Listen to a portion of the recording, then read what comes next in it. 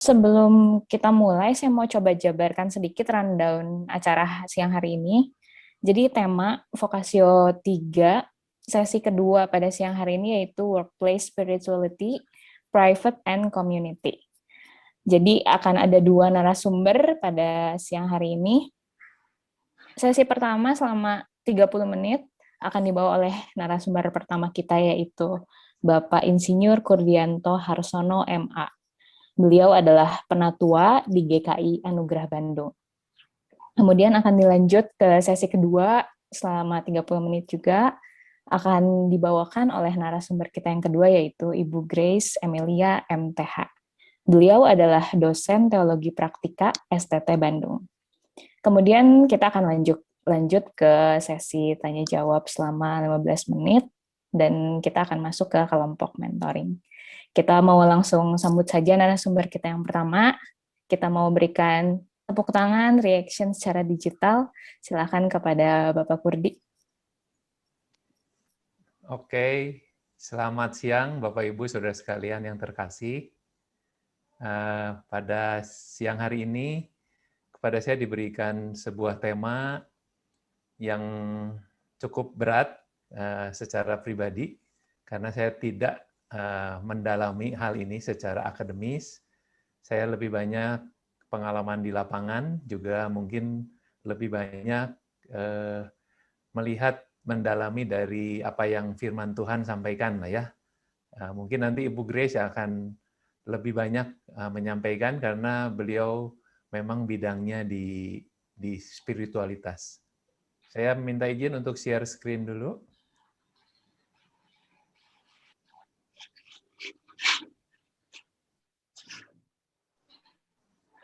Apakah sudah bisa melihat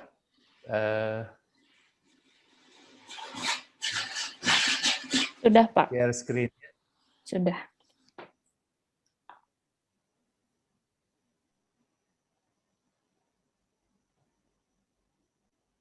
Ya, oke. Jadi workplace spirituality, private and community. Jadi ketika menyiapkan bagian ini, saya juga menggumulkan bagaimana workplace spirituality ini boleh kita jadikan sebagai bagian dari kehidupan kita sehari-hari di dunia kerja. Satu hal yang ketika saya diskusi dengan teman-teman, apa bedanya gitu ya workplace spirituality dengan spiritualitas yang kita biasa lakukan di gereja-gereja. Saya memikirkan hal ini, lalu saya berpikir memang ada beberapa hal yang membuat workplace spirituality ini menjadi sepertinya lebih sulit untuk diaplikasikan ataupun dipraktekkan dalam kehidupan di dunia kerja. Satu, saya melihat kurangnya keteladanan. Kalau mungkin di dalam kehidupan gerejawi atau spiritual secara umum, kita bisa melihat banyak tokoh-tokoh yang bisa menjadi teladan kita gitu ya.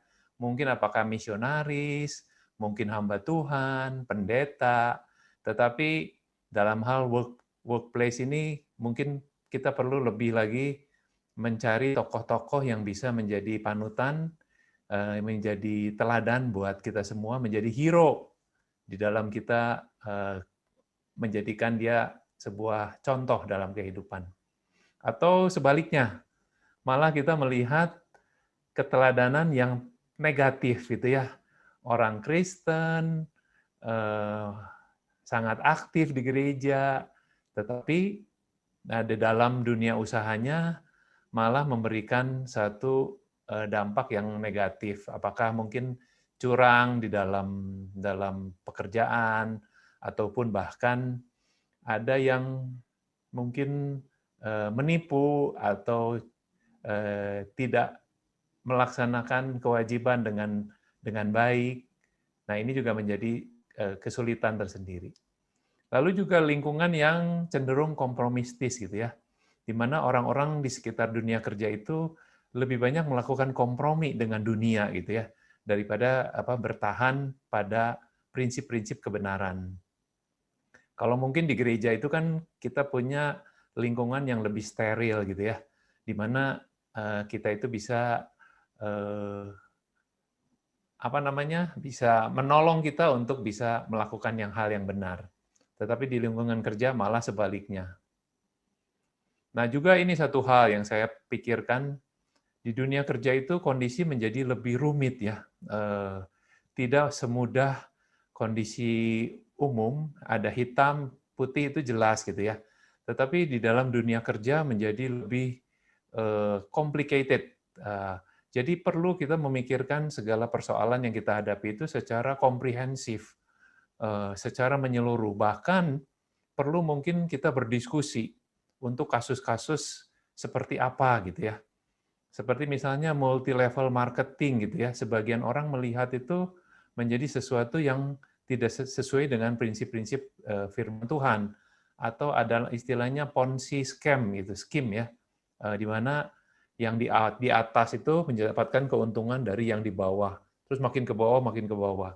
Tetapi itu berulang kembali gitu ya, selalu muncul lagi, muncul lagi. Bahkan ada hamba Tuhan yang juga terlibat di dalam bisnis seperti itu dan mengakibatkan kesaksian yang kurang baik. Saya pernah mendengar seorang pendeta ketika khotbah sampai jemaatnya ada yang berdiri dan menuduh dia mengalami kerugian karena mengikuti nasihat pendeta yang masuk di dalam seperti semacam direct selling atau MLM yang berakibat kerugian yang besar. Nah, ini jadinya perlu sebuah di antara kita memikirkan sebuah pemahaman yang lebih komprehensif menghadapi isu-isu yang dihadapi. Lalu juga ada satu hal yang saya amati, kalau kita bersaksi dengan iman kita di dalam dunia sosial itu, hal yang buruk yang kita alami itu paling dimusuhi orang atau diasingkan sama teman-teman. Wah, lu masuk rohani, kamu beda sendiri gitu ya. Tetapi ketika di dunia kerja kita melakukan itu, dampaknya itu lebih nyata, yaitu dampaknya secara finansial gitu ya. Kita bisa mengalami kerugian karena kita bersikap benar. Misalnya saja untuk lingkungan hidup. Ketika pabrik-pabrik tekstil tidak mengolah limbahnya dengan baik, lalu dibuang begitu saja ke sungai, biaya sangat rendah. Tetapi kalau kita mau olah itu menjadi betul-betul siap untuk dibuang ke sungai, itu biayanya akan sangat besar. Nah, apakah kita siap menerima dampak secara finansial gitu ya? Nah, itu juga seringkali menjadi kegagalan untuk orang-orang Kristen di dalam bidang-bidang tersebut untuk melakukan yang benar. Nah, di dalam situasi seperti ini, saya melihat begitu banyak hal, dan saya belajar dari satu bagian firman Tuhan yang saya mau bagikan pada siang hari ini. Saya mengambilnya dari Ulangan 8 ayat 1 sampai 6. Saya bacakannya untuk Bapak Ibu Saudara sekalian. Segenap perintah yang kusampaikan kepadamu pada hari ini haruslah kamu lakukan dengan setia, supaya kamu hidup dan bertambah banyak dan kamu memasuki serta menduduki negeri yang dijanjikan Tuhan dengan sumpah kepada nenek moyangmu. Ingatlah kepada seluruh perjalanan yang kau lakukan atas kehendak Tuhan Allahmu di padang gurun selama 40 tahun ini, dengan maksud merendahkan hatimu dan mencoba engkau untuk mengetahui apa yang ada dalam hatimu, yakni apakah engkau berpegang pada perintahnya atau tidak. Jadi ia merendahkan hatimu, membiarkan engkau lapar dan memberi engkau makan mana yang tidak kau kenal dan yang juga tidak dikenal oleh nenek moyangmu, untuk membuat engkau mengerti bahwa manusia hidup bukan dari roti saja, tetapi manusia hidup dari segala yang diucapkan Tuhan. Pakaianmu tidak menjadi buruk di tubuhmu dan kakimu tidaklah menjadi bengkak selama 40 tahun ini. Maka haruslah engkau insaf bahwa Tuhan Allahmu mengajari engkau seperti seorang mengajari anaknya. Oleh sebab itu haruslah engkau berpegang pada perintah Tuhan Allahmu dengan hidup menurut jalan yang ditunjukkannya dan dengan takut akan Dia. Mari kita berdoa sebelum melanjutkan perenungan kita akan bagian firman Tuhan ini. Bapa di dalam surga, tolong setiap kami untuk boleh melihat bagaimana Engkau mengerjakan karya-Mu di tengah-tengah dunia, dan juga di tengah-tengah komunitas kami, bahkan pribadi kami masing-masing. Biarlah kami memahami apa menjadi rancangan-Mu dalam kehidupan setiap kami, dan kami mau taat melakukan bagian kami ya Bapak. Tolonglah hamba-Mu dengan segala keterbatasan, kelemahan, boleh menjadi alat pemberita kebenaran-Mu, menolong setiap kami ya Bapa untuk memahami, bahkan lebih lagi untuk melakukannya di dalam dunia kerja kami masing-masing. Di dalam nama Tuhan Yesus, kami sudah memohon dan berdoa. Amin. Bapak Ibu Saudara sekalian, kita mengerti bahwa Ulangan 8, 1-6 ini adalah bagaimana perjalanan bangsa Israel. Kalau secara singkat saya mau gambarkan perjalanan bangsa Israel itu dimulai ketika keluar dari perbudakan di Mesir ya, di Laut Merah. Mereka itu mendapatkan suatu kondisi yang sangat sukacita ya, saya gambarkan seperti grafik yang naik ke atas karena mengalami sebuah pengalaman rohani yang luar biasa bisa menyeberangi Laut Merah. Tetapi apa yang terjadi? Selang beberapa lama, lalu terjadilah kejadian di Mara dan Elim. Kita tahu ya, di situ mereka bersungut-sungut, tidak mendapatkan air, sepertinya grafiknya turun, tetapi Tuhan tolong naik lagi, gitu ya. Tidak berhenti di situ. Turun lagi, yaitu bersungut-sungut lagi ketika mereka minta makan, ya, yaitu kejadian Tuhan memberikan mana dan burung puyuh. Tidak berhenti di situ, masih terjadi lagi, yaitu di Masa dan Meriba. Mungkin ini adalah kejadian ketika Musa memukul gunung sehingga keluar air, tetapi di situ Musa melakukan kesalahan sehingga tidak bisa masuk ke tanah perjanjian. Saudara, ini adalah bagian perjalanan bangsa Israel gitu ya. Bagaimana mereka mengalami pertolongan Tuhan, bersungut-sungut, mengalami pertolongan Tuhan, bersungut-sungut lagi. Nah, saudara, secara kerohanian, di dalam semua perjalanan itu, saudara, itu semuanya menurun. Tidak mengalami sebuah pertumbuhan kerohanian yang semakin bertumbuh, tetapi adalah terus menurun, dan titik nadirnya adalah ketika mereka sampai di perbatasan masuk tanah Kanaan, tanah perjanjian. Mereka akhirnya tidak jadi masuk dan harus berputar-putar selama 40 tahun. Nah, siang hari ini saya mau fokus untuk yang mana dan puyuh ini, karena rupanya Tuhan punya sebuah rancangan tersendiri kaitan dengan mana dan burung puyuh ini. Khususnya mana ya. Apa itu? Nah, sementara saya beralih dulu ke bagian lain yang juga kita sering bahas di dalam diskusi-diskusi kita, yaitu metanarasi Alkitab, yang juga disampaikan Pak Sutrisna di dalam teologi kerja dan marketplace ministry ini. Ya, kita memahami bahwa ini adalah sebuah gambaran perjalanan umat manusia. Tetapi kita juga mengerti ini adalah perjalanan sebuah bangsa, yaitu bangsa Israel, dan adalah juga untuk pribadi kita masing-masing. Ya, nanti kita akan mengerti mengapa saya sampaikan hal ini berkaitan dengan perjalanan bangsa Israel. Jadi saya mengibaratkan bahwa ini adalah posisi di Mesir, lalu mengalami pembebasan. Jadi seperti sebuah metafora, pembebasan dari tanah Mesir itu adalah seperti penebusan. Tetapi di dalam progresnya, pertumbuhannya itu sesuatu tidak terjadi. Tetapi yang sering terjadi adalah di mana ketika mereka bersungut-sungut, bangsa Israel itu akan selalu kembali kepada pemikiran, waduh, di Mesir saya mengalami sesuatu yang baik. Di Mesir saya tidak usah susah-susah begini. Di Mesir semua selalu balik lagi ke Mesir, balik lagi ke Mesir. Nah, ini juga mirip dengan kehidupan pribadi kita. Kalau diibaratkan ini adalah manusia lama kita mengalami penebusan, seringkali kita juga berpikir bagaimana natur manusia lama kita menarik kita untuk kembali lagi. Ketika kita mengalami kesulitan, kita akan kembali ke habit kita yang lama. Ketika kondisi harusnya setia sama Tuhan, tetapi kondisi sulit, mendapatkan tantangan, ada pergumulan, kita akan condong untuk kembali kepada manusia lama kita. Karena itu sudah seperti mendarah mendaging di dalam diri kita, sehingga kita tertarik lagi untuk balik lagi dan balik lagi. Jadi kita itu tidak maju-maju ya, kita tidak mengalami progres di dalam kehidupan kita.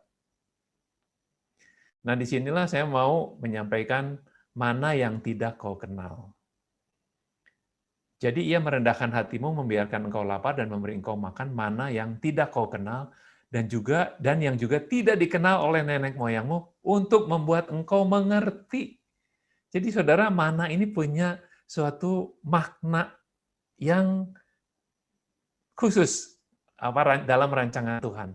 Saudara, rupanya perlu sesuatu yang tidak dikenal, sesuatu yang baru untuk memutus dengan yang lama, yaitu Mesir. Jadi disebutkan mana yang tidak kau kenal dan juga yang tidak dikenal oleh nenek moyangmu. Kamu belum pernah di dalam tradisimu, di dalam budayamu, kamu tidak tahu itu yang namanya mana gitu ya.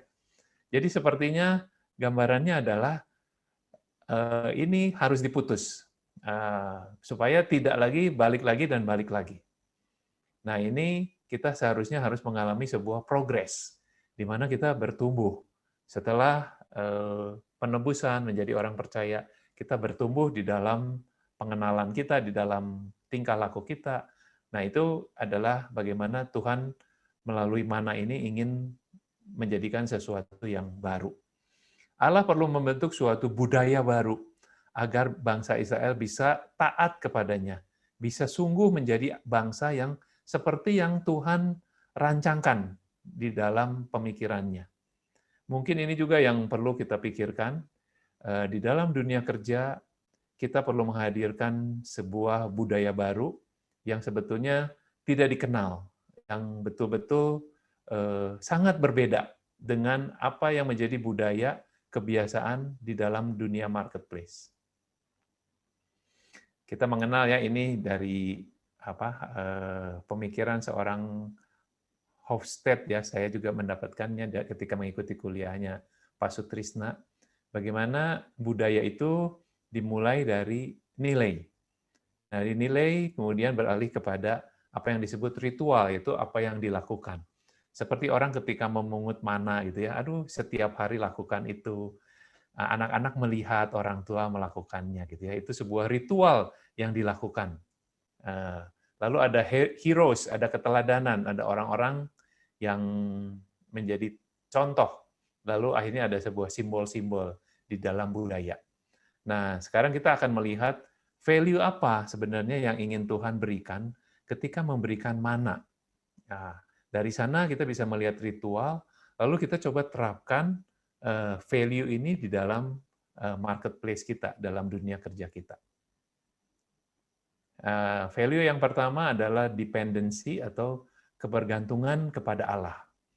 Jadi ini dikatakan ada pemeliharaan Allah selama 40 tahun. 40 tahun.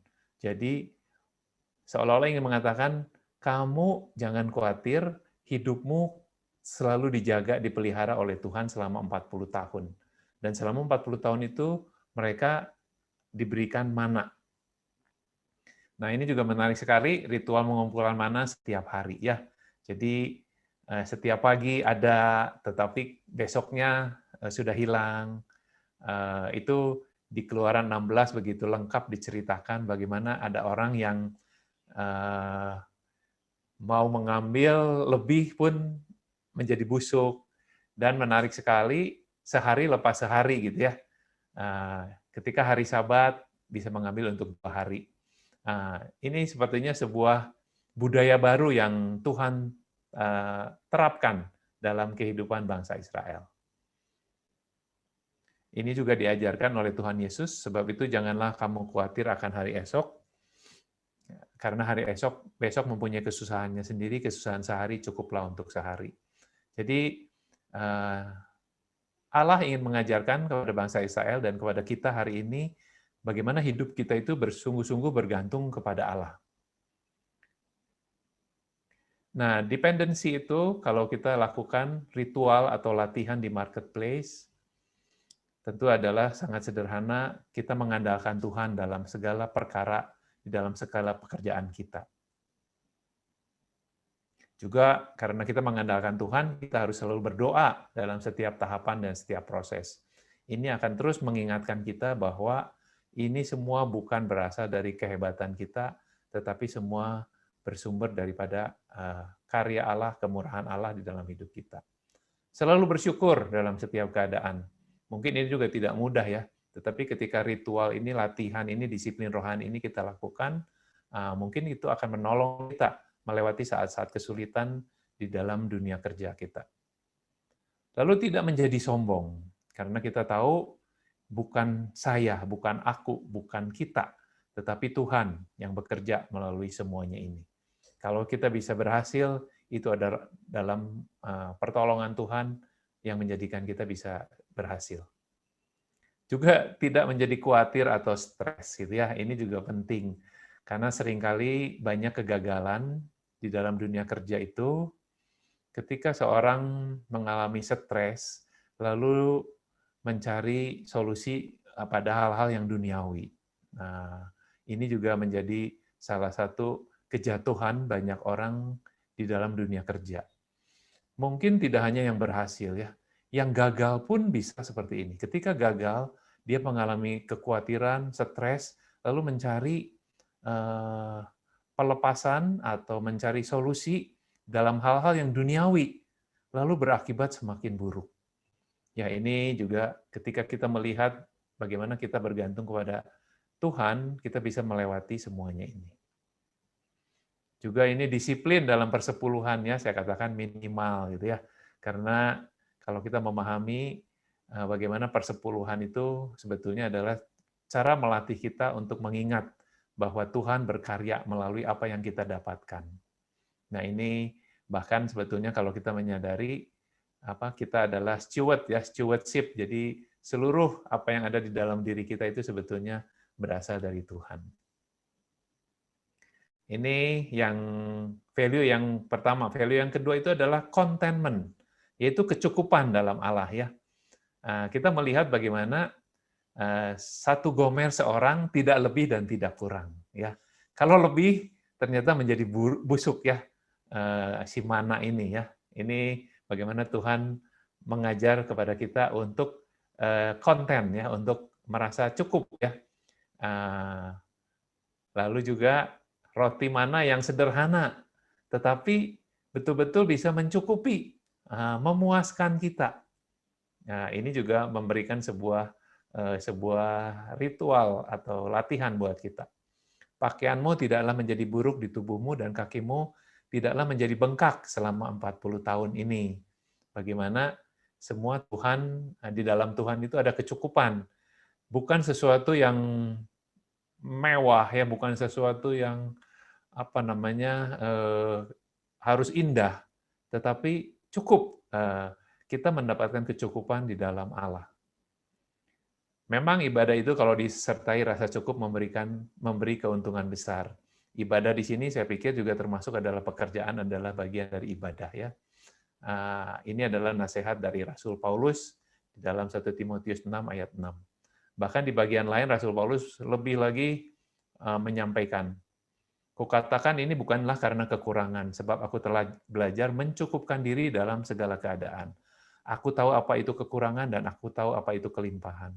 Dalam segala hal dan dalam segala perkara tidak ada sesuatu yang merupakan rahasia bagiku, baik dalam hal kenyang maupun dalam hal kelaparan, baik dalam hal kelimpahan maupun dalam hal kekurangan.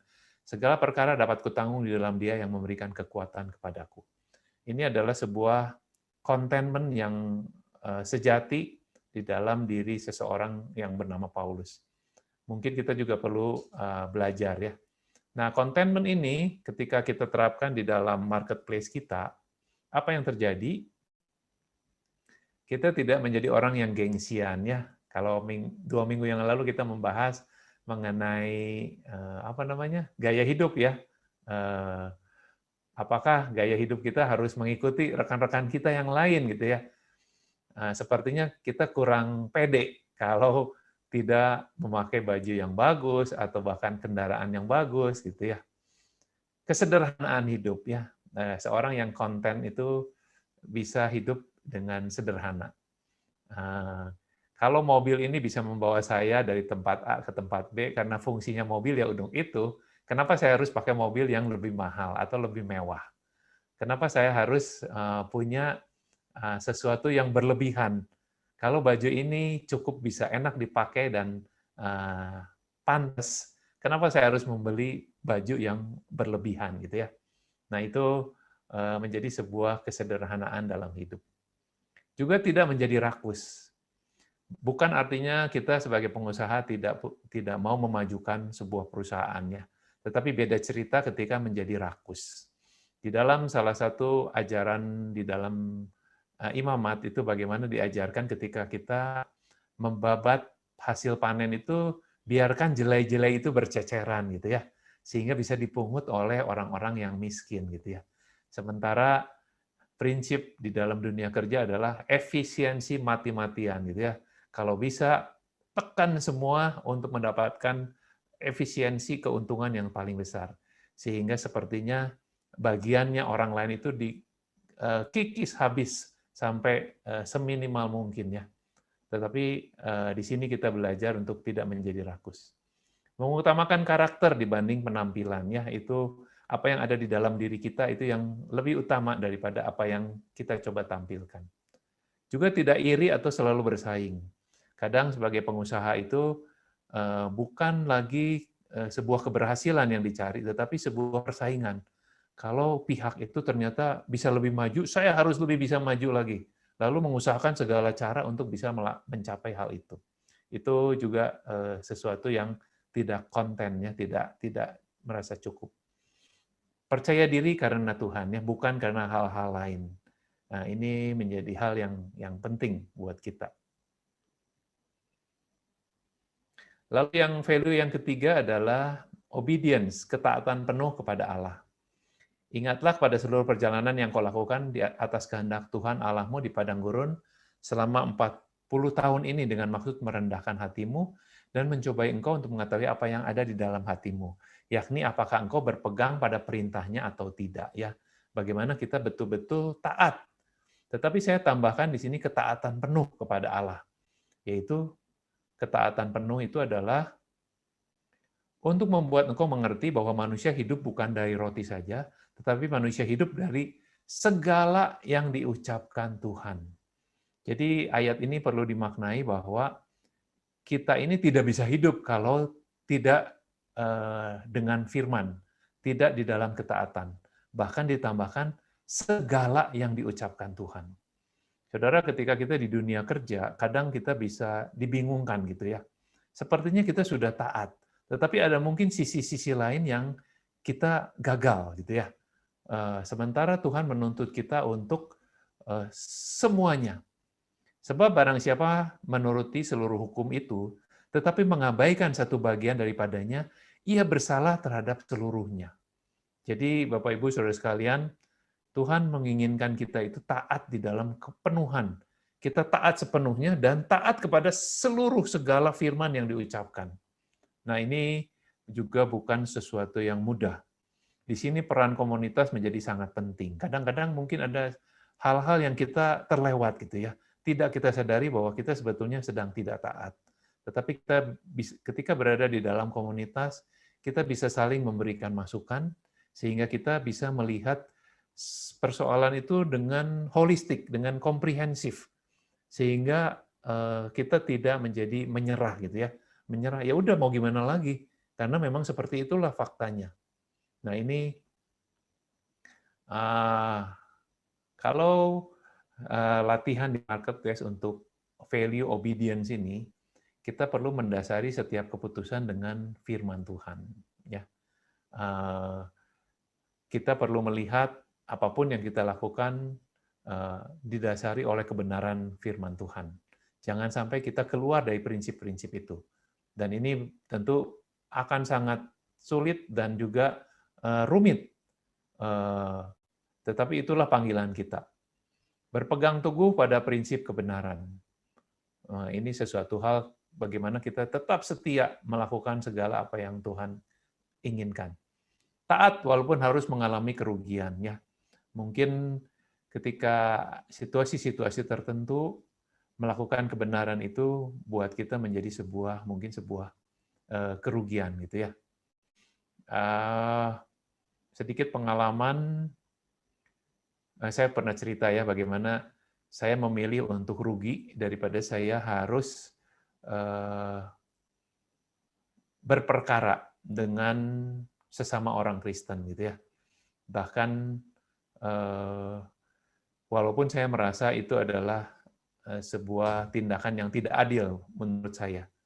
Tetapi saya bisa terima karena ketika saya mungkin melawan, berperkara, nama Tuhan lebih dipermalukan gitu ya. Oh, ini orang Kristen kok pada ribut gitu ya. Yang satu lembaga pendidikan lagi. Waduh, itu menjadi sesuatu yang sangat memalukan. Saya lebih memilih untuk taat, memilih untuk tidak mencemarkan nama Tuhan, tidak memberikan kesaksian yang buruk. Nah, ini juga sama ya, tidak ikut-ikutan atau terpengaruh oleh sikap dan keputusan orang lain. Karena ingin bersaing tadi gitu ya, kadang-kadang pengusaha itu melihat orang lain, bukan untuk kemajuan diri dan orang-orang di sekitarnya, tetapi melihat orang lain gitu ya. Dia melakukan itu, saya juga melakukan untuk supaya saya tidak ketinggalan, supaya saya tidak mengalami seolah-olah kalah gitu ya di dalam persaingan ini. Sangat kaget ketika saya mendengar ada seorang penjual ya, biasa di pasar itu orang berjualan itu berdekatan gitu, dan biasanya yang dijual itu sejenis gitu ya, barang-barang yang sejenis. Nah, dia melihat bahwa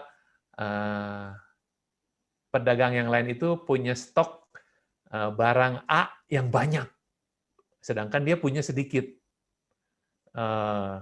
Kan buat kita mah biarin aja lah, dia rezekinya rezeki dia, ini rezeki saja, saya gitu ya.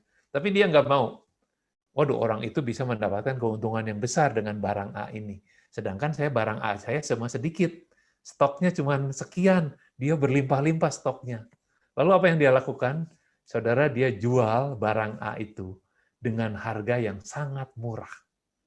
Supaya orang yang punya stok barang A yang banyak mengalami kerugian. Dia sendiri rugi karena dia jual murah di bawah harga belinya. Tetapi dengan tindakannya itu, nanti semua orang akan bilang, ya itu barangnya harganya segitu. Lalu orang yang punya barang A yang begitu banyak itu mengalami kerugian yang lebih besar lagi. Tetapi buat dia puas. Saya rugi sedikit, dia rugi banyak. Saudara, sampai segitunya gitu ya. Di marketplace itu. Nah, ini juga satu hal ya, belajar menemukan solusi kreatif di dalam segala kondisi yang kompleks, yang complicated, juga abu-abu. Apakah kita bisa menemukan solusi yang kreatif? Saya percaya firman Tuhan itu membuat kita menjadi lebih bijak, sehingga bisa mencari solusi yang tetap di dalam koridor kebenaran firman Tuhan, tetapi bisa diterapkan di dalam marketplace. Ya, jadi ini mungkin menjadi PR kita bersama ya. Mungkin ketika kita berdiskusi mengalami kesulitan di dalam hal perizinan misalnya. Nah, mungkin bisa dicari solusi-solusi yang kreatif. Apalagi ketika kita menyadari bahwa semuanya ini bergantung kepada Tuhan. Sekalipun perizinan sulit, apakah kita terus harus akan menggunakan cara-cara dunia untuk melakukannya gitu ya. Itu salah satu contoh ya. Semoga belakangan ini dengan Omnibus Law ini masalah perizinan tidak menjadi sebuah godaan buat kita, pencobaan buat kita, karena banyak di dalam dunia usaha itu kita jadinya mencari jalan pintas untuk mengatasi semuanya. Ya, ini yang saya mau sampaikan. Lalu mana ini ternyata akhirnya menjadi sebuah simbol gitu ya. Tadi kalau di dalam budaya ada value, ada ritual, ada heroes, tokoh-tokoh teladan. Cuman saya dalam cerita mana ini tidak menemukan tokoh-tokohnya ya, hero-nya ya. Mungkin anak-anak yang melihat orang tua setiap pagi mengumpulkan mana ini, dia terus berpikir, aduh ini kok ada Tuhan yang mengajar gitu. Menjadi terbentuk sebuah budaya baru yang berbeda dengan orang tua yang selama ini membimbing mereka. Sehingga akhirnya kan kita tahu selama 40 tahun, satu generasi itu habis. Tetapi generasi yang baru ini sudah punya budaya yang baru, di mana dia siap untuk masuk tanah perjanjian dan melakukan apa yang menjadi kehendak Tuhan. Nah, mungkin kita pun bisa melakukan hal yang sama gitu ya. Sebab Musa berkata kepada Harun, ambillah sebuah buli-buli, taruhlah mana di dalamnya segomer penuh, dan tempatkanlah itu di hadapan Tuhan untuk disimpan turun-temurun. Jadi setiap kali orang melihat mana di dalam buli-buli ini, mereka akan teringat ada pemeliharaan Tuhan, ada kecukupan di dalam Tuhan, ada keharusan kita untuk taat kepada Tuhan dengan sepenuhnya. Kita tahu bahwa mana ini pun dimasukkan ke tabut perjanjian ya. Saya sekarang mengerti kenapa mana itu begitu pentingnya buat Tuhan. Karena ini mengingatkan sesuatu yang baru yang Tuhan mau ciptakan, sebuah budaya yang baru yang Tuhan mau semua bangsa Israel itu masuk ke dalamnya. Itulah yang terjadi.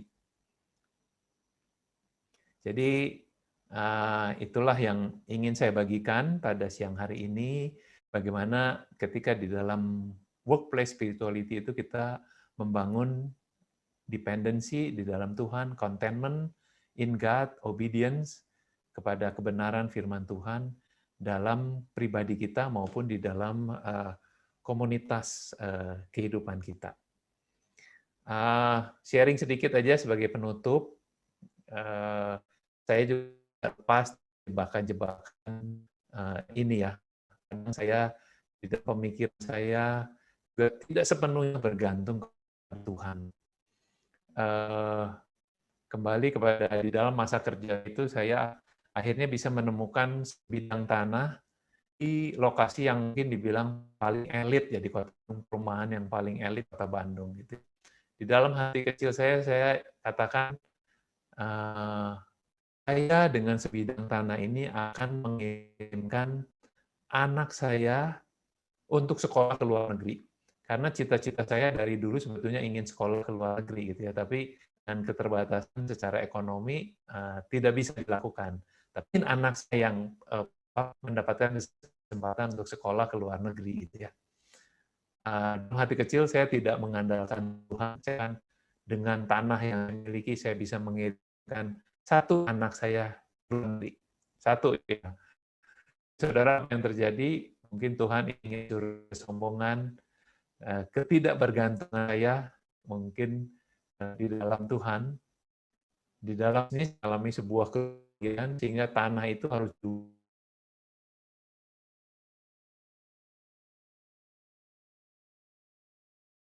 mewujudkan mimpi saya untuk anak saya. Tetapi Tuhan punya mimpi buat anak saya berbeda.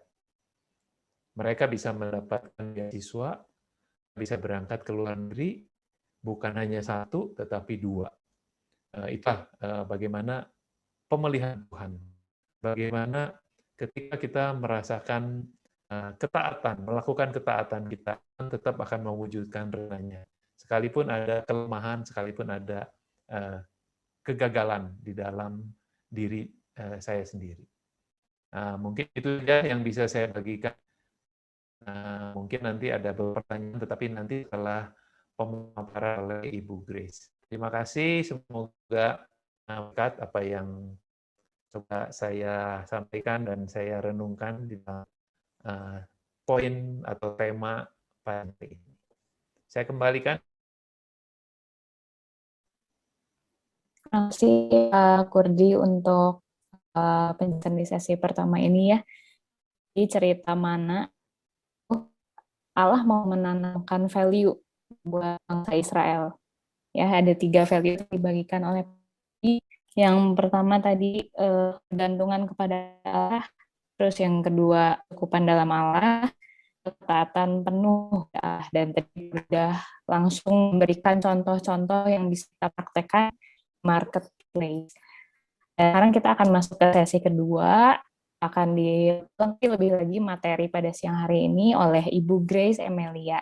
Kita mau sambut, kita berikan tepuk tangan, respons secara digital. Silakan kepada Ibu Grace. Ya, terima kasih. Terima kasih untuk kesempatan yang diberikan. Jadi, saya akan meneruskan dari yang Pak Kurdi tadi. Untuk itu saya akan share screen. Jadi saya kebagian tugas untuk membahas tentang eksamen. Ini termasuk dalam bentuk wujud spiritualitas, terutama dalam kehidupan pribadi. Saya mau mengatakan dulu bahwa sesi eksamen ini akan bisa maksimal kalau presuposisi yang kita yakini itu adalah bahwa di dalam kasih-Nya Allah itu senantiasa menghendaki yang terbaik bagi kita. dalam hikmatnya, dia senantiasa tahu apa yang terbaik. Dan dalam kedaulatannya, dia itu berkuasa menciptakan yang terbaik itu. Nah, kalau kita percaya bahwa Allah selalu menghendaki yang terbaik bagi kita, maka penting bagi kita untuk bisa discern atau untuk bisa membangun kepekaan untuk mengetahui apa yang Tuhan kehendaki kita hidupi atau lakukan. Jadi kita bukan bergantung pada diri sendiri, tadi seperti yang Pak Kurdi katakan, perlu ada dependency untuk kita bergantung pada Tuhan karena Dia yang paling tahu yang terbaik itu yang seperti apa, dan Dia itu betul-betul menginginkan yang terbaik bagi kita. Tentu saja, hal terutama untuk kita bisa membangun kepekaan akan kehendak Tuhan itu adalah dengan melalui firman-Nya. Mazmur 119 ayat 105 mengatakan bahwa firman-Mu itu adalah pelita bagi kakiku dan terang bagi jalanku. Namun masalahnya, kebanyakan dari apa yang kita hidupi sebagai kebiasaan dalam kehidupan kita sehari-hari, itu terjadi di area bawah sadar atau unconscious kita. Hanya sekitar 10% dari apa yang kita hidupi itu ada di area sadar, termasuk apa yang kita pikirkan, apa yang kita rasakan, serta apa yang kita lakukan. Dan yang 10% itu dipengaruhi oleh yang 90% yang ada di bawah permukaan, termasuk oleh motif, dorongan, memori, dan sikap hati. Itulah sebabnya seorang psikolog teolog yang bernama Larry Crabb mengatakan bahwa apa yang terjadi di bawah permukaan merupakan proses bawah sadar yang sangat penting, karena dari kedalaman inilah kita menjalani kehidupan kita sehari-harinya. Dan memang yang 90% ini, sebagian itu terbentuk di dalam diri kita, di luar kemampuan kita. Misalnya, salah satunya itu adalah adanya pengaruh pola asuh dan lingkungan yang akan membentuk kita sejak bayi sampai saat ini. Contohnya aja ya, menurut salah satu teori, yaitu teori attachment style, yang dikembangkan oleh John Bowlby dan kawan-kawan, pola emosi seseorang dipengaruhi oleh pola komunikasi antara dirinya ketika ia masih bayi dengan pengasuh terdekatnya, biasanya ibunya. Jadi bagaimana pengasuh terdekat berkomunikasi dengan bayinya dalam awal-awal tahun kehidupan seseorang, itu akan berpengaruh pada pola emosi orang itu dalam jangka waktu yang panjang, kecuali hal itu disadari dan diubah. Itu baru di tahap awal dalam kehidupan seseorang. Di dalam berbagai tahap dalam kehidupan kita tentu akan ada banyak hal yang juga mempengaruhi kita. Dan kalau tidak disadari, maka kita bisa jadi menghidupi kebiasaan buruk, terutama yang mendorong terjadinya kecanduan atau yang menguatkan pola pikir negatif, serta akhirnya itu terformasi atau terbentuk dalam pola kebiasaan yang tidak kita pilih dengan sengaja lagi. Ya.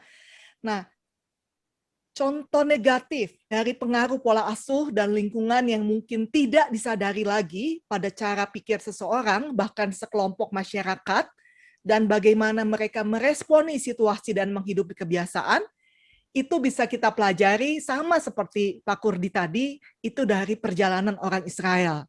Jadi saya juga akan membahas tentang perjalanan orang Israel, tapi dari perspektif yang mungkin sedikit berbeda dari Pak Kurdi untuk melengkapi. Seperti yang kita ketahui, orang Israel itu sudah menjadi budak di Mesir selama sekitar 215 tahun. Ini berarti sampai ketika Musa membawa orang Israel keluar dari Mesir, orang Israel itu sudah sekitar 3 generasi jadi budak orang Mesir. Sebagai budak turun-temurun, cara melihat dan juga cara berpikir itu sudah terbentuk dengan kuat. Karena itu ketika Tuhan membawa mereka keluar dari perbudakan, mereka terus-menerus berespon negatif, walaupun Tuhan itu sebetulnya menunjukkan berbagai mujizat besar kepada mereka. Mulai dari tiang api dan tiang awan, mujizat laut terbelah, tadi yang dibahas Kurdi ya, roti mana dan burung puyuh, dan sebagainya. Dan kalau diperhatikan, itu ada yang namanya pola sebuah pola kebiasaan yang kurang lebih seperti ini.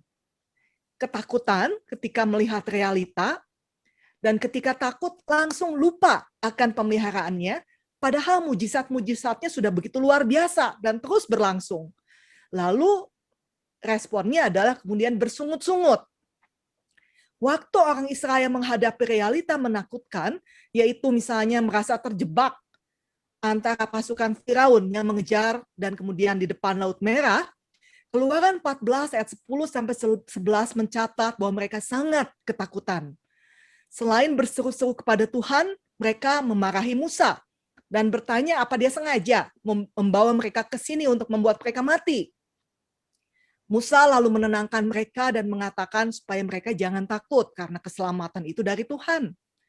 Dan kemudian Musa berdoa dan Tuhan pun melakukan mujizat di mana bisa orang Israel bisa selamat karena Laut Merah itu terbelah dan orang Israel bisa melewatinya. Kemudian setelah peristiwa itu berlalu, mereka berjalan lagi selama 2,5 bulan, sampai tibalah mereka di padang gurun Sin, di mana mereka kembali menghadapi realita yang menakutkan. Karena persediaan makanan hampir habis. Yang ada di sekitar mereka hanya padang gurun dan binatang-binatang gurun seperti kalajengking, biawak gurun, atau ular gurun yang beracun. Mau makan apa dengan realita yang seperti itu? Maka pola yang biasa muncul lagi. Ketakutan melihat realita, lupa pemeliharaannya, lalu bersungut-sungut. Di Keluaran 16 ayat 2 dikatakan, di padang gurun itu bersungut-sungutlah segenap jemaat Israel kepada Musa dan Harun. Dan kali ini, cara orang Israel bersungut-sungutnya adalah dengan membanding-bandingkan masa kini dan masa lalu. Di Keluaran 16 ayat 3 mereka bilang, kalau kami mati di Mesir, kami itu masih makan kuali berisi daging dan makan roti sampai kenyang. Tapi karena kamu yang bawa kami ke sini, kami justru jadi kelaparan. Kali ini Musa meresponi omelan tersebut dengan mengatakan, bukan kepada kami ya, kamu bersungut-sungut, tetapi kepada Tuhan. Dan kemudian setelah Musa lapor pada Tuhan, maka seperti yang dibahas oleh Pak Kurdi tadi, Tuhan menurunkan mujizat flying meat, ya, burung puyuh di waktu petang, dan roti mana di waktu subuh yang menjadi makanan bagi orang Israel. Lalu kemudian mereka berjalan lagi dari padang gurun Sin ke Rafidim. Ternyata di sana mereka juga kembali mengalami realita menakutkan, di mana keadaan kali ini kering kerontang, sehingga tidak ada lagi air untuk diminum. Maka pola yang sama muncul lagi. Ketakutan, lupa, bersungut-sungut. Dan kali ini kadar bersungut-sungutnya sudah meningkat. Yaitu kali ini mereka menuduh bahwa Musa memang sengaja mau membunuh mereka seperti yang tercatat di Keluaran 17 ayat 3. Kali ini Musa sudah lelah sekali menghadapi orang-orang yang pola pikir dan pola emosinya seperti ini. Akhirnya ketika Tuhan menyuruh Musa untuk mengatakan kepada sebuah bukit batu supaya mengeluarkan air, tapi saking kesalnya, capek dia juga ya, jadi pemimpin itu capek gitu ya, maka Musa malah memukul batu itu sampai 2 kali, sambil ia mengekspresikan kemarahannya kepada orang Israel dan mengatakan bahwa mereka itu orang durhaka memang. Jadi di sini kita lihat Musa sebagai pemimpin itu sudah terjebak juga dalam respon negatif dari mereka yang dipimpinnya, dan akhirnya rugi sendiri. Tuhan melihat tindakan Musa itu sebagai sebuah tanda ketidakpercayaan kepadanya, sehingga dia tidak boleh lagi membawa orang Israel ke tanah perjanjian. Hal yang paling menarik untuk melihat betapa orang-orang Israel itu sudah sangat terjebak oleh mental perbudakan di masa lalu, ya di Mesir itu adalah waktu orang Israel berinisiatif untuk memeriksa tanah yang akan dimasuki, dan setelah disetujui akhirnya mereka mengirimkan 12 mata-mata untuk menyelidiki negeri. Ketika 12 mata-mata itu kembali, mereka menceritakan tentang realita menakutkan yang mereka saksikan, ya, bahwa di negeri itu orang-orang itu raksasa, dan kami tuh melihat diri kami seperti belalang. Dan demikian juga mereka terhadap kami. Nah, ketika orang-orang Israel mendengar hal itu, pola yang sama kembali muncul. ketakutan, lupa, lalu bersungut-sungut. Sepanjang malam umat Israel berteriak-teriak dan menangis-nangis. Mereka mengomel kepada Musa dan Harun dan berkata, lebih baik kita mati di Mesir atau di padang gurun ini. Biar kita mati aja. Ya itu suka ngancem-ngancem gitu, ada nggak tuh? Saudara pernah ketemu nggak? Udah gua mati aja deh sekalian. Ya. Dan bahkan kemudian ada yang lain yang bilang, udah kita cari aja pemimpin baru lalu pulang ke Mesir. Kalau kita lihat di Bilangan 14 ayat 14 dicatat seperti itu ya.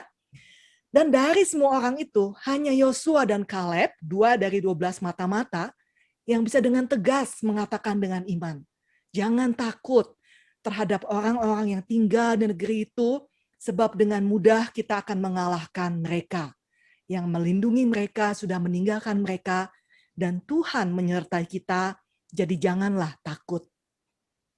Dan kita tahu kemudian bahwa selain Musa yang tidak boleh masuk ke tanah perjanjian, maka Bilangan 14 mencatat bahwa semua yang berumur 20 tahun ke atas, kecuali Yosua dan Kaleb, ya, serta mereka yang tadi berusia 20 tahun ke bawah, itu yang bisa masuk ke tanah perjanjian, karena Tuhan mengatakan di Bilangan 14 ayat 29b, kamu telah bersungut-sungut kepadaku. Jadi mungkin kita juga bisa lihat seperti yang Pak Kurdi katakan ya, Tuhan mau membentuk budaya baru. Budaya lama itu udah keterlaluan rusaknya. Ya, jadi udah forget it. Nah, dan kita ngelihat selain tidak sadar akan pola kebiasaan yang mereka hidupi, orang Israel juga itu ternyata melihat dirinya kecil dan tidak berarti. Orang-orang itu raksasa, aku ini kecil, hanya belalang. Dan berasumsi dengan begitu yakinnya lagi bahwa mereka juga ngelihat kita seperti belalang gitu ya. Nah, ini Stephen Covey yang dulu bikin buku Seven Habits. Dia itu mengatakan bahwa di dalam diri kita itu ada yang disebut dengan sebetulnya ruang untuk memilih, ya, yang dia sebut sebagai ruang antara or the in between space. Jadi antara stimulus dan respon itu sebetulnya selalu ada ruang di mana orang itu bisa bebas untuk memilih. Nah, jadi kalau gambarnya seperti ini ya, misalnya stimulus tadi terjadi realita menakutkan yang berulang-ulang terjadi seperti yang dialami oleh orang Israel. Nah, respon mereka kan selalu bersungut-sungut kan. Nah, tapi sebetulnya in between stimulus dan respon itu yaitu ada ruang antara yang diproses di hati, di mana mereka sebetulnya bisa either mengikuti insting ketakutan mereka atau mengikuti iman. Yosua dan Kaleb memproses apa yang mereka lihat itu dengan iman, tidak dengan insting. Dan memang kalau sesuatu itu sering kali diambil, suatu keputusan yang sering kali dilakukan itu akan jadi kebiasaan, dan kebiasaan yang sering kali dilakukan itu akan jadi karakter. Sehingga akhirnya seperti orang Israel, karena begitu terus kan kita lihat kan polanya begitu terus. Dan itu udah jadi karakternya sampai akhirnya Tuhan bilang forget it, you go now, I will raise a new generation yang belum menghidupi budaya yang seperti itu. Karena selalu pilihannya salah. Dan memang, kata seseorang yang mempelajari tentang cara kerja otak, proses waktu di in-between space itu hanya sekitar 3 detik. Memang cepet banget. Makanya kita kadang-kadang udah nggak mikir lagi, sepertinya kita udah nggak mikir, tapi sebetulnya itu mikir. Unconscious kita itu ada sebetulnya. Dan akhirnya memunculkan respon yang seperti itu. Nah, tapi kita itu sebetulnya bisa memperbesar in-between space ini dalam suatu kebiasaan memproses hidup melalui berbagai bentuk disiplin rohani. Salah satunya ya itu adalah disiplin rohani eksamen atau pemeriksaan diri. Yang tujuannya kita biasa memproses di ruang antara ini, di in-between space ini, sehingga ketika kita menghadapi suatu situasi, respon otomatis kita itu akan bisa seperti Kaleb dan Yosua. Di mana kita bisa bahkan breaking the old habit, menghancurkan budaya-budaya lama yang kembali ke Mesir tadi, dan memulai sesuatu dengan budaya baru, seperti yang Pak Kurdi katakan. Kita harus mulai dengan budaya yang baru. Dan kita memprosesnya di in-between space ini. Nah, tokoh dalam sejarah gereja yang memberikan warisan untuk kita melatih kemampuan membedakan melalui proses pemeriksaan diri, itu adalah Ignatius dari Loyola. ya. Nah, ini adalah seorang yang lahirnya itu satu zaman dengan Martin Luther, cuma beda 8 tahun. Cuma bedanya kalau Martin Luther itu dari Jerman, dia itu dari Spanyol, Ignatius. Dan Ignatius merupakan seorang penganut Katolik yang taat, dan dia mendirikan Ordo Sarekat Jesuit, sehingga Paus yang sekarang, Paus Francis itu berasal dari Ordo ini. Ya, kalau di Indonesia itu Ordo ini banyak mendirikan sekolah, penerbitan Canisius dan sebagainya ya, itu dari mereka. Nah, Ignatius itu mewariskan apa yang disebut dengan doa eksamen ini, yang kini sebetulnya banyak digunakan juga oleh kalangan Injili karena memang merupakan sebetulnya salah satu bentuk doa yang cukup powerful ya, salah satu cara. Jadi kita kan nggak ada salahnya kita belajar cara-cara dari tradisi yang lain yang bisa kita gunakan, ya karena yaitu seperti yang saya biasa katakan, dunia Protestan baru ada di abad ke-16. Dan kita akan jadi sangat miskin kalau kita membuang tradisi dari abad berbagai warisan spiritual dari abad 0 sampai abad 16 itu. Padahal itu juga adalah warisan spiritual dari kita, ya. Nah, ini adalah sebuah warisan yang bisa kita pelajari. Nah, jadi secara definisi doa eksamen itu adalah cara untuk melihat kembali apa yang telah kita hidupi dalam suatu hari bersama dengan Roh Kudus, sehingga kita bisa menyadari kehadiran Allah di hidup kita, tapi juga hasrat terdalam diri kita. Jadi ini salah satu ya, nggak harus cuma salah satu bagaimana kita memproses diri kita di in between space tadi.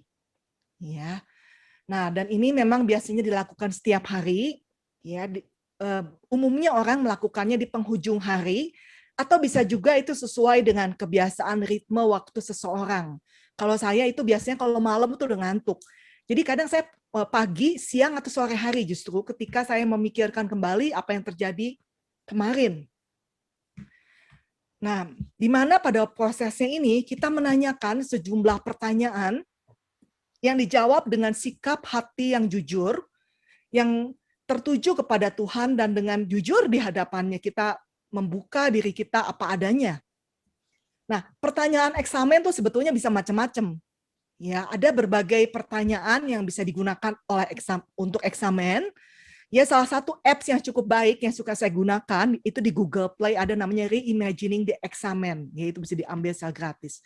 Nah, tapi pertanyaan eksamen klasik kalau dari warisannya Ignatius itu adalah seperti ini. Ini adalah langkah-langkah yang biasanya dilakukan kalau pakai yang eksamen klasik ya.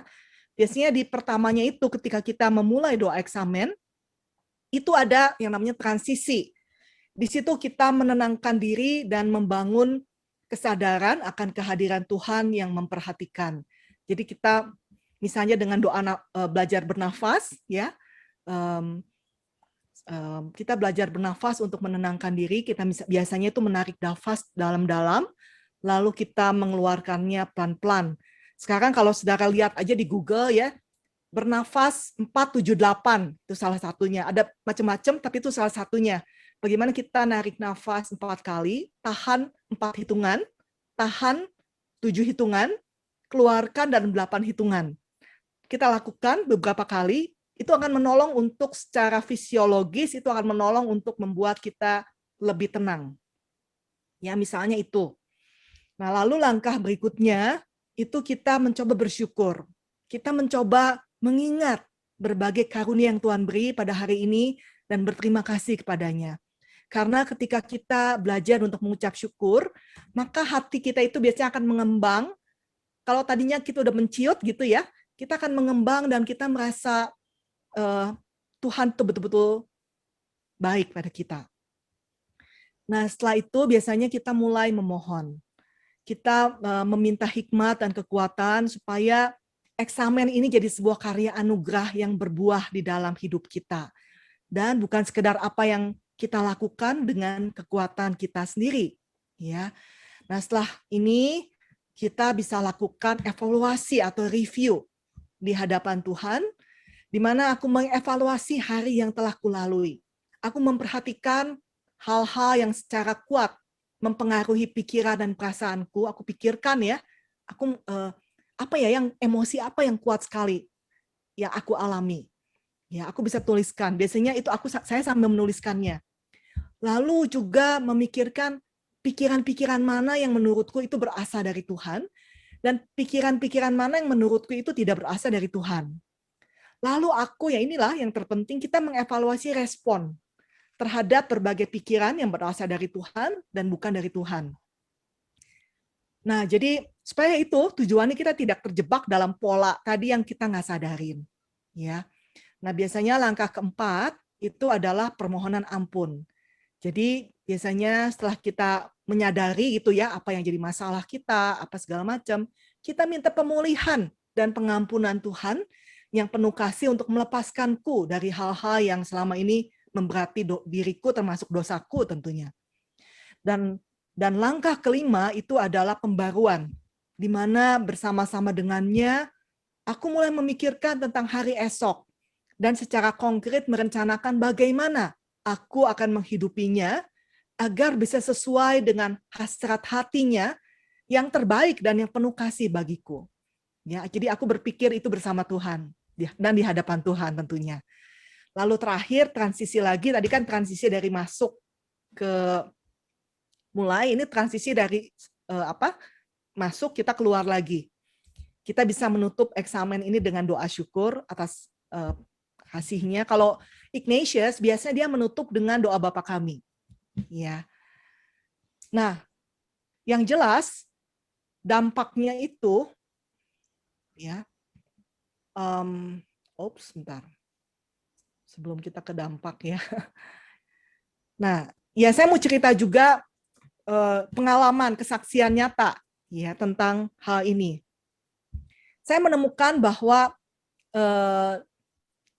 selain jebakan pola pikir dan kebiasaan, hal lain yang membuat saya tidak bisa menghidupi kehendak Tuhan, itu adanya memang kelelahan dan tekanan yang membuat saya mudah sekali khawatir. Nah, kemudian saya menemukan suatu bahan yang menjelaskan bahwa ketika seseorang itu sedang lelah atau overwhelmed dengan berbagai hal, maka kemampuannya untuk menggunakan bagian otak yang disebut cingulate dan prefrontal cortex itu akan jadi sangat berkurang. Sehingga kemampuannya untuk membuat berbagai pilihan yang baik, berpikir secara kreatif dan terkoneksi secara relasional dengan Tuhan, diri dan sesama itu menjadi minim dan terbatas. Dan sebagai akibatnya itu kita jadi sulit berempati dengan kondisi orang lain, walaupun biasanya kita itu adalah orang yang sangat berempati pada orang lain. Dan biasanya ketika saya lelah atau karena ada tekanan mental maupun emosi yang cukup berat, maka secara natural biasanya orang menghadapi ancaman, maka responnya itu adalah either fight ya, hadapi dan lawan, atau flight, kabur. Nah, saya menemukan ketika saya sedang lelah, lewat proses eksamen tentunya ya, maka cara saya menghadapi adalah kadang saya fight, saya hadapi, ya, kadang kabur tapi kadang hadapi. Dan ketika saya hadapi itu ada dengan saya berusaha memaksa atau berusaha untuk memperbaiki situasi atau orang lain.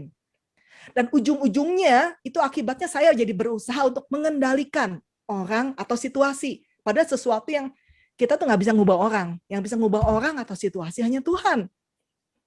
Nah, pada suatu kesempatan ketika saya memang sedang sangat terbebani oleh rasa khawatir, sebenarnya nggak cuma pada suatu kesempatan, pada berbagai kesempatan, saya jadi marah-marah pada orang-orang di sekitar saya yang memang sebetulnya memang menjengkelkan. Biasanya, kalau dalam keadaan biasa, ketika orang itu menjengkelkan, saya masih bisa toleran. Tapi ketika saya sudah sangat lelah, akhirnya saya jadi meledak. Dan saya kemudian mengucapkan kata-kata yang saya sesali kemudian. Sampai kembali dalam eksamen lain, jadi kadang-kadang satu eksamen saya menemukan insight ini. Terus kemudian saya eksamen lagi, tuh saya dapat lagi tuh.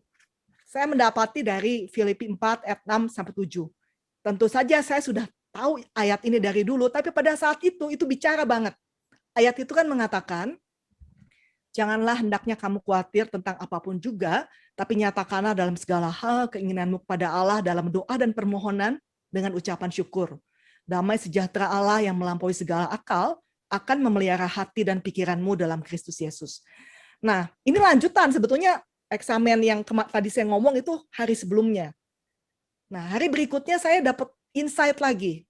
Ya, waktu saya mengingat kembali berbagai emosi dan pikiran serta tindakan yang saya lakukan.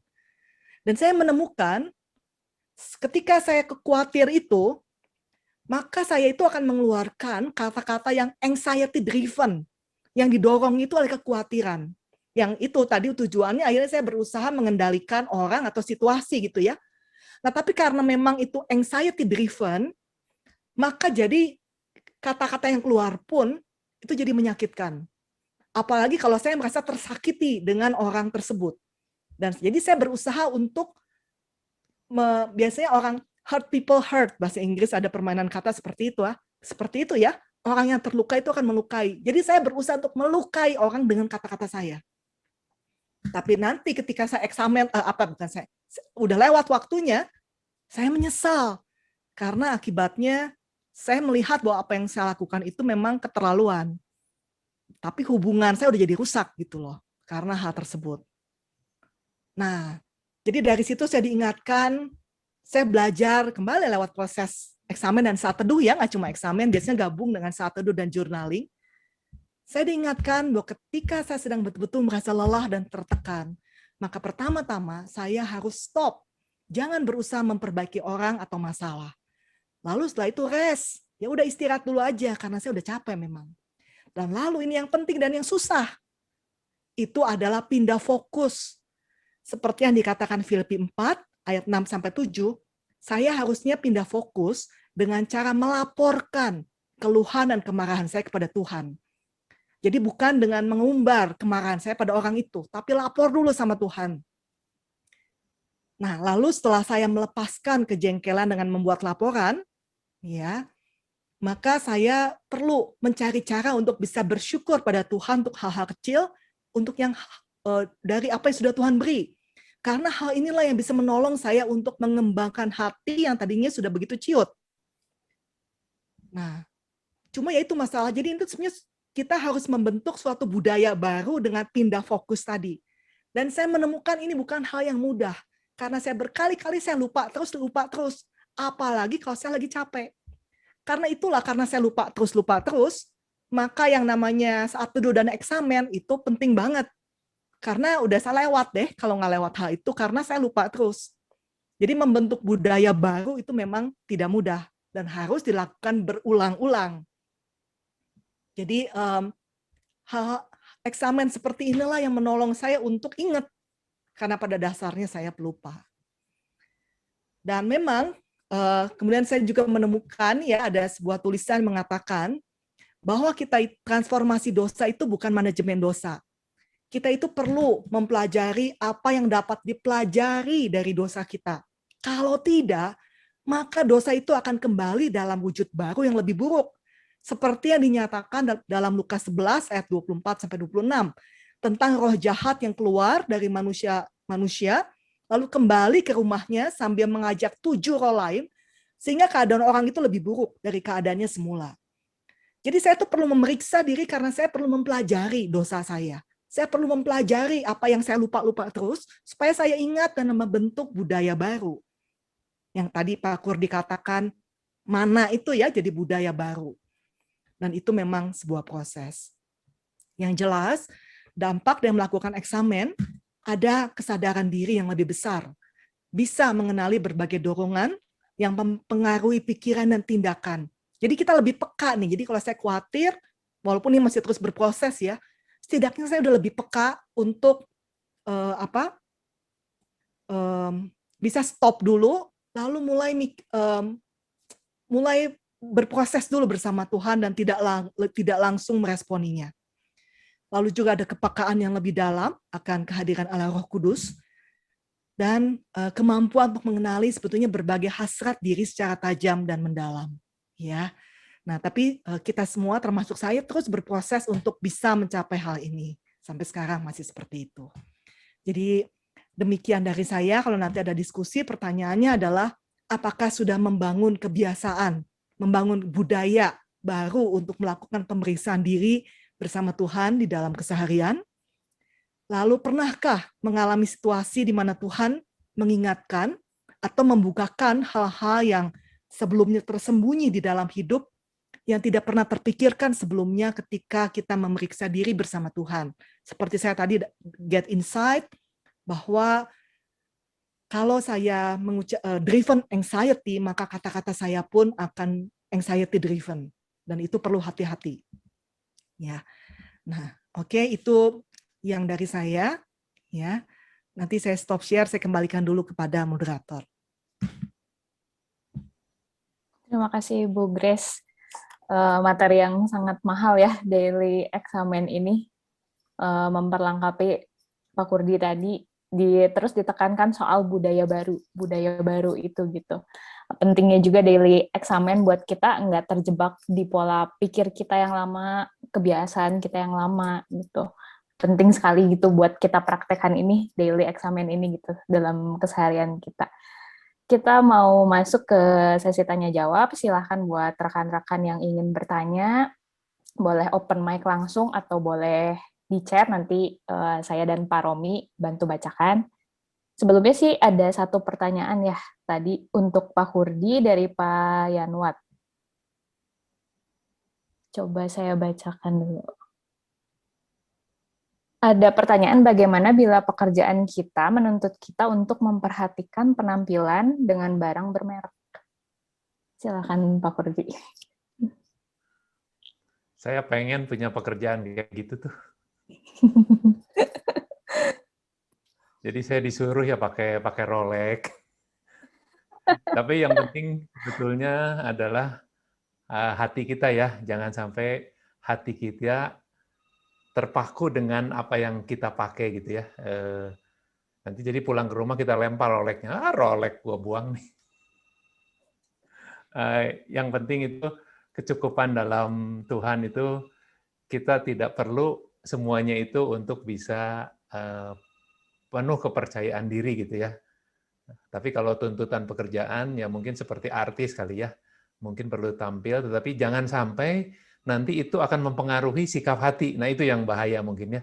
Jadinya nanti ketika mungkin sudah pudar, tidak sanggup lagi untuk gaya hidup seperti itu, jadi nggak masalah gitu, karena memang itu bukan gaya hidup saya, bukan hati saya di situ gitu ya. Mungkin itu bisa menolong ya Pak Janwat ya. Jadi jangan sampai mempengaruhi sikap hati kita ya Pak ya.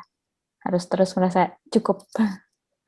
Silakan buat rekan-rekan yang lain yang mau bertanya, boleh open mic langsung. Buat Bu Siska ya, silakan.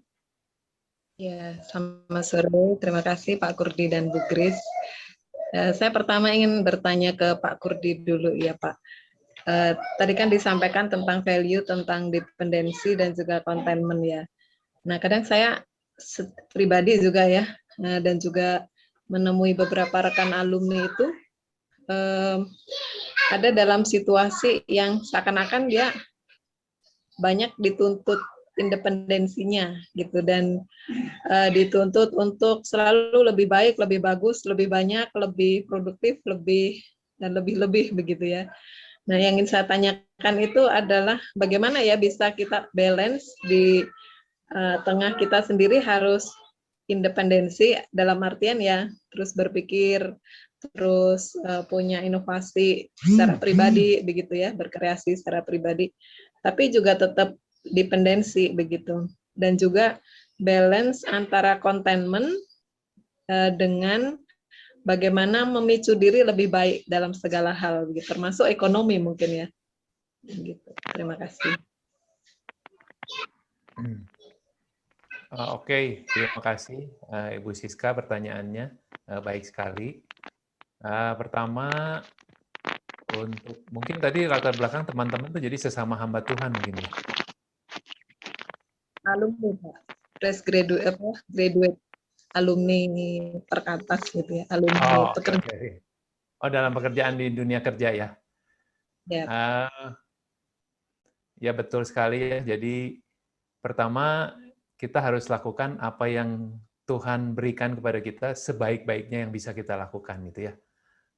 Jangan juga kita melihat orang lain lalu sepertinya ingin melakukan yang bukan menjadi apa yang Tuhan berikan dalam hidup kita.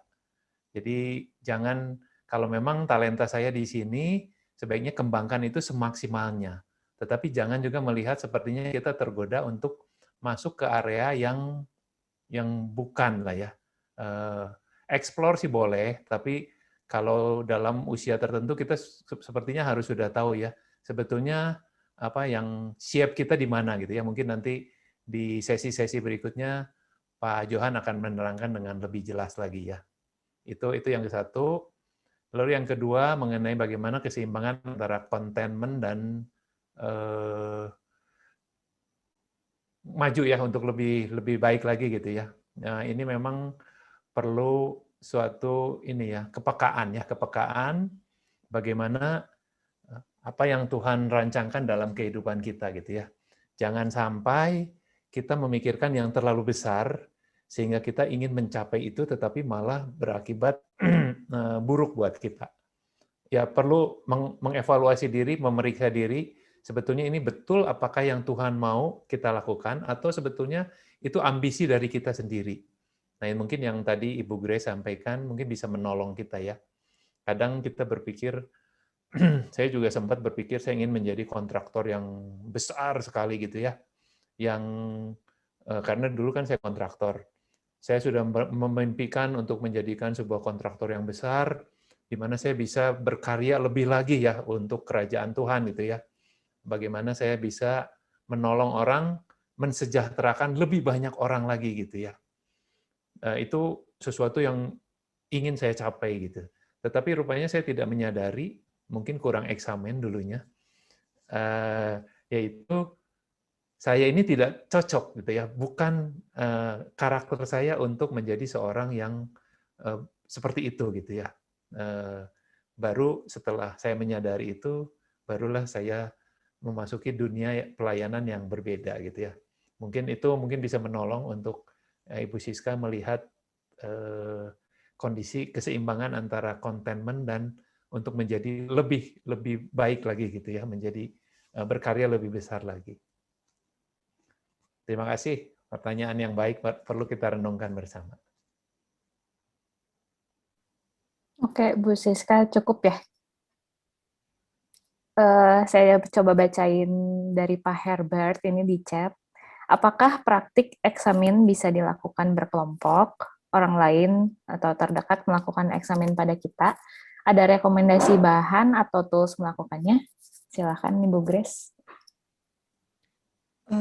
Iya, sebetulnya perjalanan rohani itu memang perlu dilakukan bersama-sama, tidak sendirian.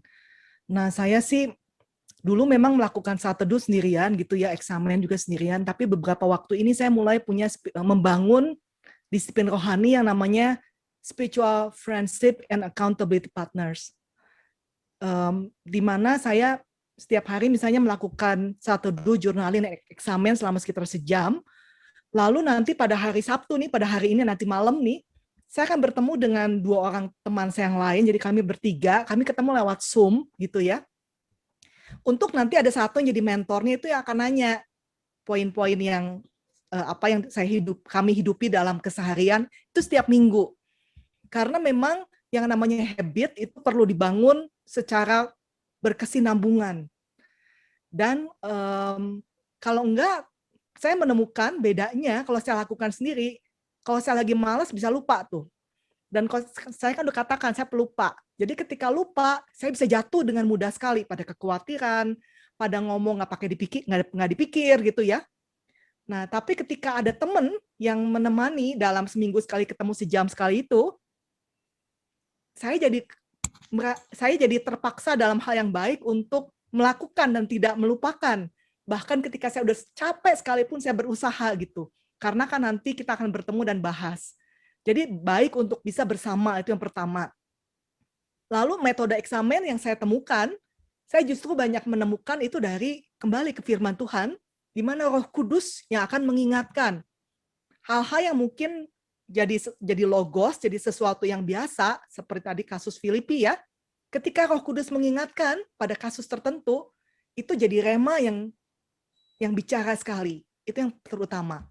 Tapi memang bisa aja sih pakai alat-alat lain ya untuk bisa mengenali diri, terutama kalau ada yang namanya dalam komunikasi itu Johari Window misalnya kan. Ada yang di mana Johari Window itu ada 4 windows, Windows Open area, di mana itu adalah area di mana saya tahu orang lain tahu. Tapi ada area, window kedua itu blind spot, di mana ada hal-hal yang orang lain tahu tentang saya, tapi saya nggak tahu. Ya, misalnya suatu kali nih pernah waktu di kampus dulu, karena saya telat, saya pakai kancingnya salah tuh, saya nggak tahu. Untung ada mahasiswa putri yang ngomong bahwa saya pakai kancingnya salah. Coba kalau enggak, gitu kan? Saya nggak tahu itu blind spot tuh. Atau misalnya ada area yang hidden, itu adalah yang saya tahu orang lain nggak tahu. Nah, dan yang keempat tuh area di mana saya nggak tahu, orang lain nggak tahu, itu adalah misteri, cuma Tuhan yang tahu.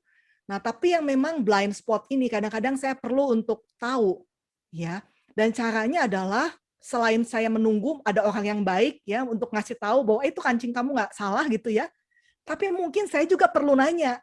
Apalagi kalau saya lihat semua orang udah ngelihat saya dengan cara yang aneh gitu ya. Saya perlu nanya apa yang salah ya. Jadi saya perlu dengan kerendahan hati bertanya pada orang-orang apa yang perlu saya perbaiki. Nah, kembali fungsi dari spiritual friends itu akan menolong sekali. Seperti itu jawabannya. Oke, terima kasih Bu Grace. Untuk Pak Herbert, cukup ya jawabannya. Tadi disinggung juga berarti penting ya komunitas untuk saling mengingatkan. Rekan-rekan lain? Ada yang masih mau bertanya? Silakan.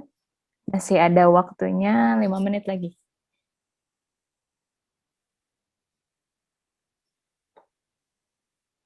Adakah dari rekan-rekan atau mentor? Silakan jika ingin bertanya.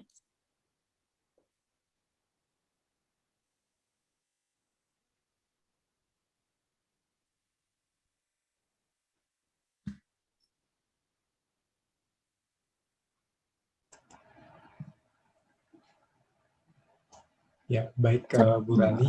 Mungkin nanti dari Pak Johan akan tambahkan sedikit. Silakan Pak Johan. Ya, selamat siang rekan-rekan sekalian. Ya, saya menikmati sekali disegarkan dan diajar melalui firman Tuhan dan melalui penjelasan yang diberikan oleh Pak Kurdi dan Bu Grace ya. Dan kita punya kesempatan yang baik, bukan hanya mendengarkan penjelasan, tetapi kita juga akan memikirkan bagaimana ini bisa kita lakukan di dalam keseharian hidup kita. Dan itulah kita punya komunitas di dalam kelompok kecil ya. Jadi kita akan membicarakan hal-hal yang sudah kita terima. Tadi dari Pak Kurdi ada 3 value yang sangat penting yang perlu kita hidupi jika kita berdalam dunia kerja. Ya, saya pikir rumusan 3 value ini rumusan yang jelas dan tajam. 3 hal yang secara khusus kalau kita bekerja kita perlu serius membangun 3 value itu. Masih ingat apa aja ya? 3? Sekalian ngetes ya. Yang pertama, kebergantungan ya, kebergantungan pada Tuhan, dependence. Yang kedua, contentment atau kecukupan ya, merasa ini punya standar cukup yang jelas.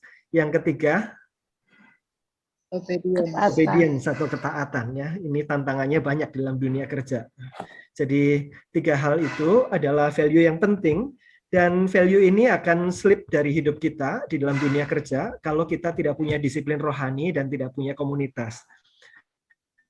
Tadi Pak Kurdi memberikan pertanyaan ya, pikirkan dan diskusikan bagaimana disiplin rohani dan komunitas seperti apa yang akan menolong kita dalam cultivate, mengembangkan value-value itu. Jadi nanti itu hal pertama yang akan rekan-rekan diskusikan dengan mentor, dengan rekan-rekan yang lain.